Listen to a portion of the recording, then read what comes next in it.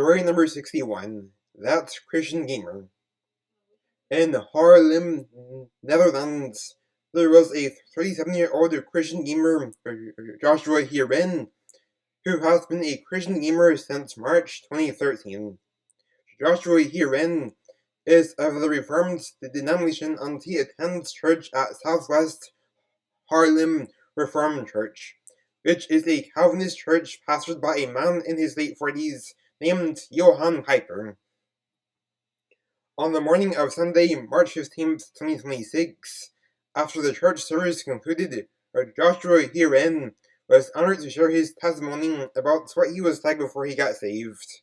He now began sharing his testimony.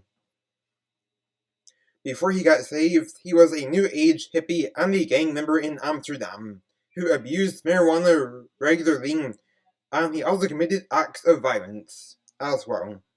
He was badly driven by lust, as he always hung out by the infamous red light district, which is infamously known for prostitution. He sadly joined a gang in 2010 after greed gripped his heart. He also did the New Age practices of burning sage, yoga, reading tarot cards. He also did zodiac readings, and his beliefs in astrology at the time were so strong to the point to where he would not date a woman if she did not have a good compatibility with him according to the lies of astrology. He also idolized John Lennon and the Beatles as well. In late 2010, Joshua dove deeper into the abuse of marijuana, and things were now getting worse.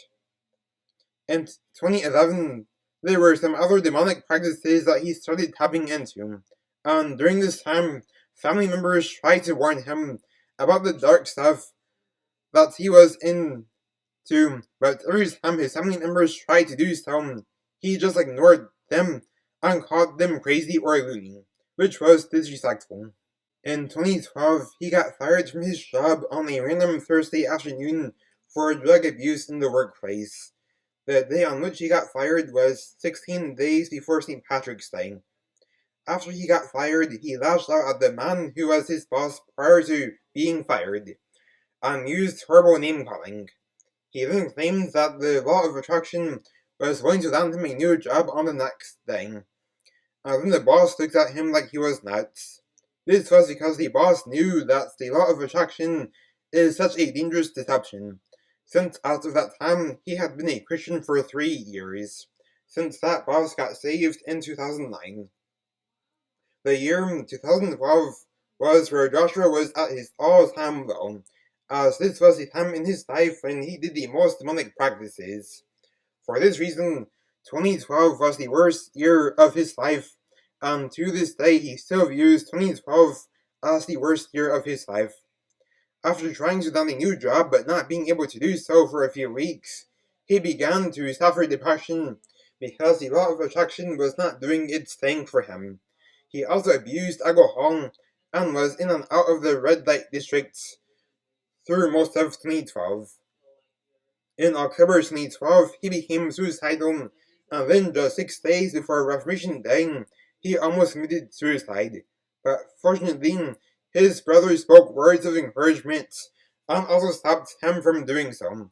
Then, on the next day, Joshua began seeking help as he called the Suicide Prevention Hotline, and it was helpful as he was no longer suicidal after that.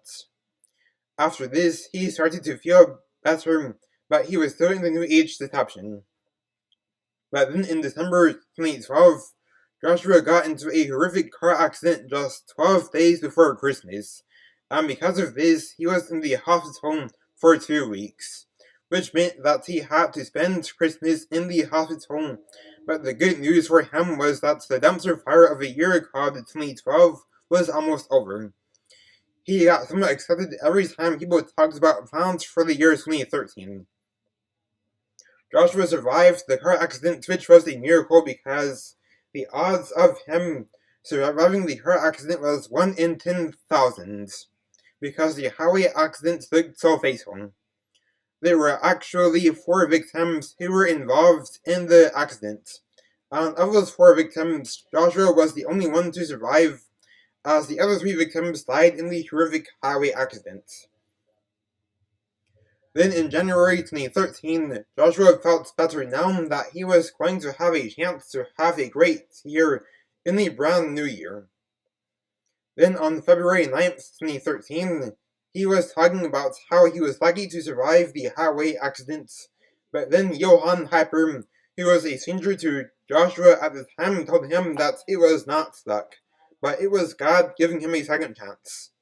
Then he asked Joshua what the odds were of surviving the highway accident, and then Joshua said that it was a 1 in 10,000 chance.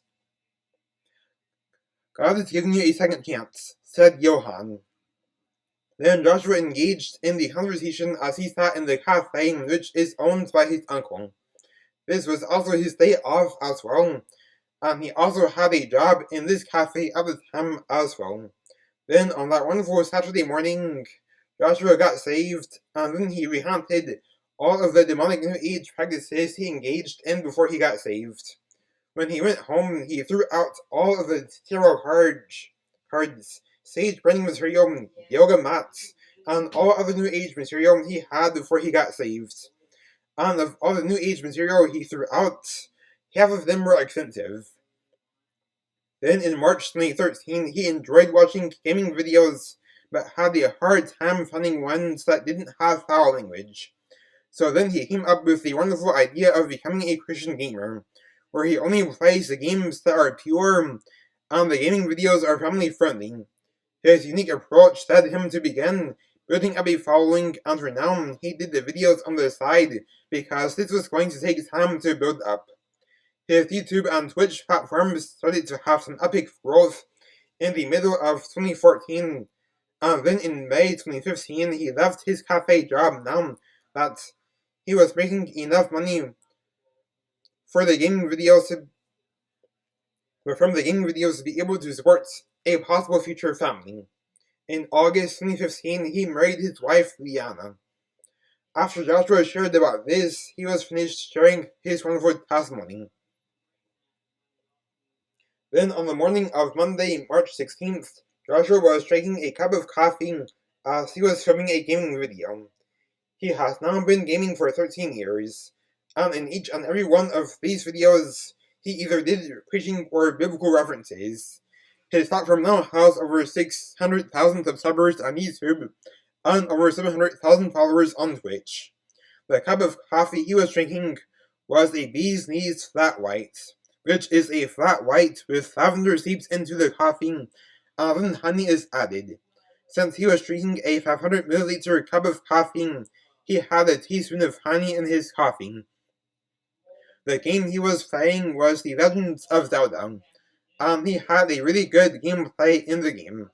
In the gaming video he recorded on the following evening, he was playing Minecraft in a public server, where you could just build random things, and he was building a castle in the game, and he was drinking a cup of yarrow tea. He was adding some fine details to the castle, but then he was being trolled by some random dude in the game, and at this point, his patience was being tested, because if something like this would have happened before he got saved, he would have had a hissy fit and cussed out the dude who was trolling in the game.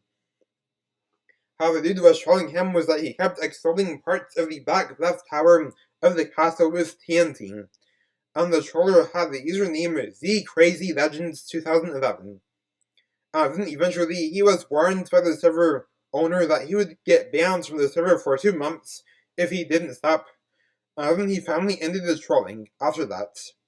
Joshua's most popular gaming video to this day is the gaming video where he shared his testimony, which was uploaded on his future birthday in 2017.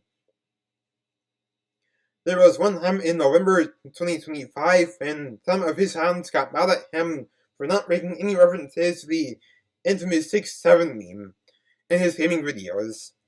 His fans were begging him why he wasn't hopping on the 6-7 bandwagon.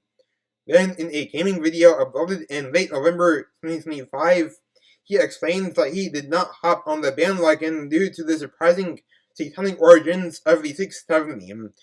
Then the Christian fans understood this, while some of the non-believer fans did not.